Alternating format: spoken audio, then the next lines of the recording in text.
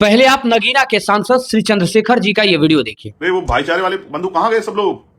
जो भाईचारे की बात कर रहे थे कि हम सब लोग भाई हैं, हिंदू हिंदू भाई भाई, जात पात की करो विदाई, हिंदू हिंदू भाई भाई। अब बड़े भाई के तौर पे इनको हम मानते हैं, भले ही इनका विचारधारा कुछ भी रहा हो, ये किसी भी विचारधारा को लेकर के अपनी राजनीतिक आगे बढ़ा रहे हैं, उससे हमको कोई फर्क नहीं पड़ता। बस चंद्रशेखर जी से यही सवाल है कि बड़े भाई के तौर पे हम आपसे पूछना चाहते हैं कि जिस कानून में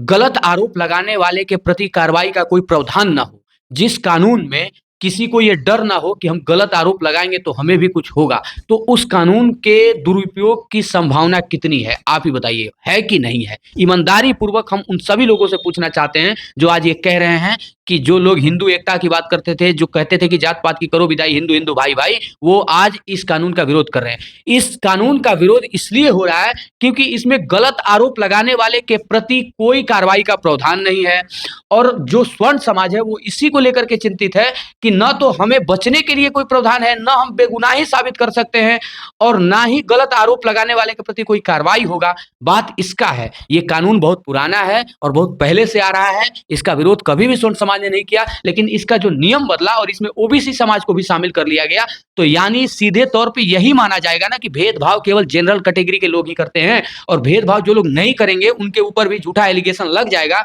तो फिर उनका क्या होगा आप ही बताइए? उनका तो पूरा करियर बर्बाद हो जाएगा। अब बहुत सारे लोग इस बात को लेकर के चिंतित हैं कि हम अपने बच्चों को पढ़ने के लिए यूनिवर्सिटी कॉलेज में भेजेंगे और वहां कोई आपसी रंजिश के कारण मेरे बच्चे के ऊपर झूठा एलिगेशन लगवा देगा, तो फिर मैं अपने बच्चे को पढ़ाने के बजाय अब कोर्ट तक दौड़ने का नतीजा आ जाएगा। डर इस बात का है चंद्रशेखर जी, और सबसे बड़ी बात कि अगर जातिगत भेदभाव को समाप्त करना है तो किसी भी व्यक्ति के नाम के पीछे जो सरनेम लगा है उसी को समाप्त कर दिया जाए कि वो किस जाति का है। सरकार के किसी भी डॉक्यूमेंट्स में जाति पूछा ही ना जाए, सरकार के किसी भी डॉक्यूमेंट्स में बस उसके नाम से उसकी पहचान हो। क्या ऐसा नहीं हो सकता है? आप ही बताइए। अब चंद्रशेखर भैया आपसे एक सवाल है कि आपके ऊपर कोई महिला छेड़खानी का आरोप लगा दे और थाने में जाकर के केस लिखवा दे और आपको बिना किसी जांच के, बिना किसी दोष के सिद्ध हुए जेल में डाल दिया जाए, और जेल में 10 साल रहने के बाद या जेल में आप हैं उसके दरमियान जब जांच हो और पता चले कि आप निर्दोष थे, आपने वैसा काम किया ही नहीं था, तो फिर आपको बुरा लगेगा कि नहीं लगेगा?